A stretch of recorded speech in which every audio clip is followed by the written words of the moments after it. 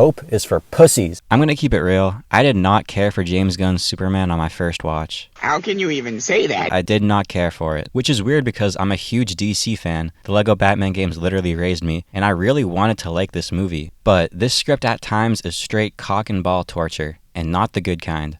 I've sacrificed my own humanity to help get rid of it. Okay. But this is America, the land of opportunity. And I happen to believe in second chances myself. So I'm going to give Superman another chance to see if it'll win me back, or just be another 2.5 hours of my life I'll never see again. So let's see if Superman holds up on a second watch. 3 hours later. Goddamn. Before rewatching Superman, I listed out my likes and dislikes so we can see which ones changed and which ones stayed the same. I liked the world building. This feels like a world where giant kaiju monsters attacking cities is just a part of everyday life, even though the casualness everything is treated with does hinder the stakes a little bit, but I'll talk about that more in a second.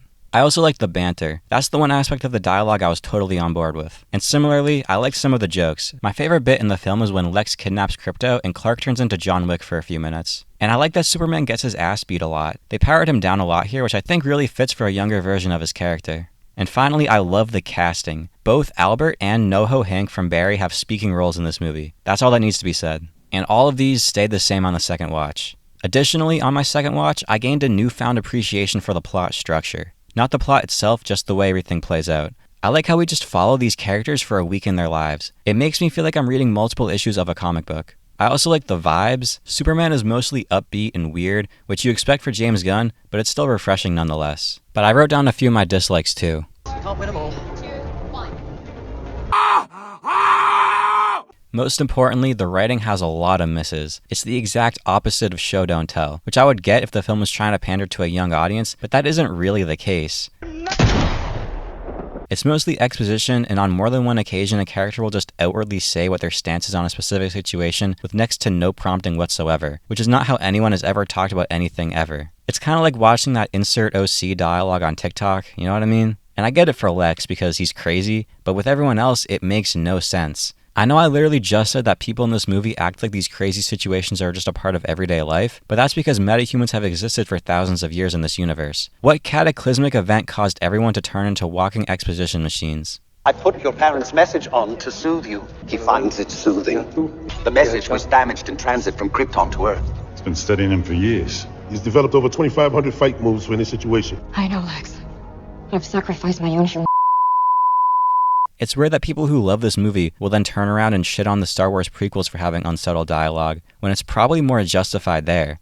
Like, in those movies, we're dealing with a futuristic wizard society spanning hundreds of alien species and planets, so I think it makes sense that they talk a little bit funny. And in Superman, these are still technically humans at the end of the day, so why doesn't anyone talk like one? And again, I'm okay with the weirder aspects, like I'm cool with the rage-baiting Twitter monkeys, but inhuman-sounding dialogue will never not be distracting. I've heard the argument that James Gunn wanted this to be like a comic book, which is why the dialogue is written that way, which might be the craziest excuse I've ever heard for a director before. That's also kind of an insult to comic books, that the only way to have a movie feel like one is to write shit dialogue. There's a bunch of nitpicky stuff I could get into, like how we're told one thing and then almost immediately shown the opposite. We're told that if NoHo Hank doesn't turn into kryptonite, they'll kill his son right in front of him. Then he stops turning into kryptonite and Superman takes his time getting up, but nothing happens to the son. And how these people just immediately turn on Superman right after he saved all of their lives, and then just do a complete 180 at the end. I could go on all day about this, but that sounds really boring, so I won't.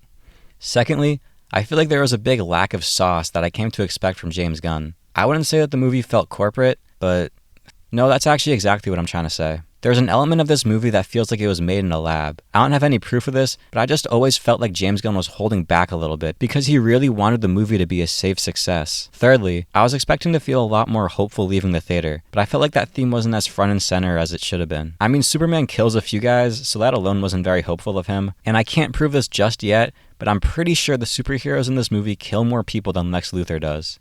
Fourthly, the movie doesn't do anything unexpected with the story. You can easily predict exactly where the story is going to go, and that's exactly what happens. Even for the big plot twist, if you could even call it that, anyone over the age of 5 could see coming from a mile away. Fifthly, there are basically no stakes to speak of. Everything is treated like a joke, which is present in some of Gunn's other projects, but in those there was always an element of anyone could die. But that just doesn't work here because obviously they're not going to kill Superman or Lois Lane in the first Superman movie. Even in the moments when he's on the brink of death, which happens like 5 times in the movie, I never once feared for Superman's life. While powering down Superman was a good decision in my opinion, it isn't enough to create stakes on its own. And this is the final and probably the second most important gripe I have with Superman. There's just way too many characters. I do care about almost all of them, but with so many characters, there's not enough time to really develop our main cast. Instead of a few great unique characters and dynamics, we get so many of the same kind of just okay and entertaining characters. Every single one of the side characters follow this formula of being introduced as one thing and then being revealed as the opposite. And that's all the development they get. Mr. Terrific is introduced as a stone-cold CS major, but then it turns out he cares about doing the right thing. Metamorpho is introduced as a non-verbal instrument of Lex, but turns out he has a heart of gold. Jimmy is introduced as a nerdy reporter, but turns out he has the same effect on women as I do. I could go on all day, but again, no one wants to hear that, so I won't. I'm not saying this is inherently a bad thing. It's really efficient for making characters memorable and limited screen time, but once you catch on, it becomes insanely repetitive. And again, this formula gives us many good characters, but no great characters. Like, there's no real motivations, if that makes sense. And I like the characters, but characters just are the way they are and believe in what they believe in, and that's as far as it goes. This works for Lex and Superman because they're Lex and Superman, but like, I have no idea why Lois or the Engineer or anyone else is the way they are. Okay, maybe I don't like the characters. And unfortunately, my rewatch just confirmed all of these grouses for me. Most notably the writing.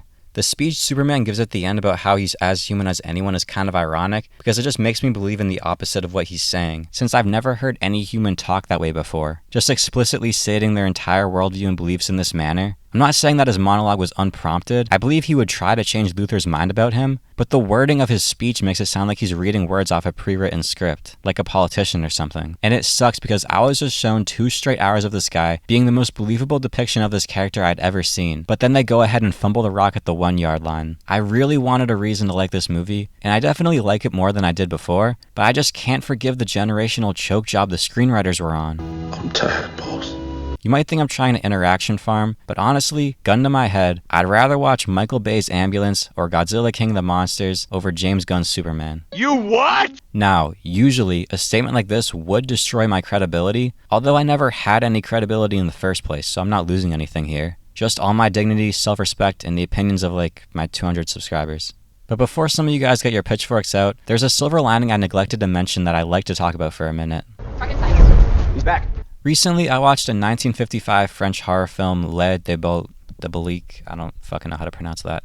Anyway, and this will make sense in a second, so just bear with me here. Okay. And the ending of this movie was so wild for the time that on the ending screen, there was literally a disclaimer that asks you not to spoil the film for anyone else. Because knowing the end of this movie kind of ruins it. I'd imagine that if I tried to rewatch it, I would not enjoy a bit of that experience, since, other than its themes, the ending twist is really the only thing that the movie's doing. Now, that movie came out 70 years ago, so I don't care if I spoil it, but the point I'm trying to raise is, are movies supposed to hold up on a rewatch? As in, if knowing the plot of a movie ruins it, does that make the movie worse? Yes, it does. Because if knowing the end of a movie ruins it, then the rest of the movie must suck ass. Stories should be more than just a summation of events. Take The Office, for example. Like 90% of the enjoyment I got from The Office came from rewatching it, since it's so sharply and concisely written that even on my 3rd or 4th rewatch, I can still discover new things I like about it, even if I know that in the end, Michael's gonna leave and Jim and Pam are gonna end up together. And that's all because the show has so much more working for it than just the anticipation and payoff of the overarching plot. And even though I still have a lot of problems with Superman, it did get better on the rewatch, since the plot is so straightforward that the filmmakers had to invent new, interesting stuff to take up the rest of the time. The film is so much more than just the anticipation of the plot paying off, because the plot is so predictable that there wasn't any anticipation in the first place. And what we have left is a reasonably entertaining movie. And as passive-aggressive as that sounds, this is Superman's greatest strength. It's the kind of movie you can just leave on in the background and play Subway Surfers on your phone without missing a thing. That's not a great thing for making it a good movie, as I've pointed out, but it is a good thing for making it rewatchable, which is the whole point of this video. It's important to rewatch media that we dislike because you might end up really enjoying something that you initially didn't like. When I watched The Departed for the first time, I had no idea what was going on, but after a second watch, I understood the film and I discovered so much more, and now it's one of my favorite movies of all time. Think about a movie that you remember disliking. It might be in your interest to go rewatch it. Worst case scenario, you have a more concrete definition of what you want out of a movie. And best case scenario, you might have just discovered one of your favorite films of all time. Now, not every film, like I'm not going to rewatch the fucking Flintstones movie, but it's especially important to be open-minded when we consume our media. So just remember to be open-minded. 6, 7, 8 times. I'm gonna lose him. God damn. I'm gonna lose him, Charlemagne. No, but Now, as always, fellas, if you do find yourself disagreeing with me, it's important to know that this is not my opinion, this is the truth. If you don't like what I've said in this video, you're arguing against facts, which means you're probably mentally ill and you should probably seek some kind of help. And fellas, that's all I got for you today. Thank you for your time and God bless.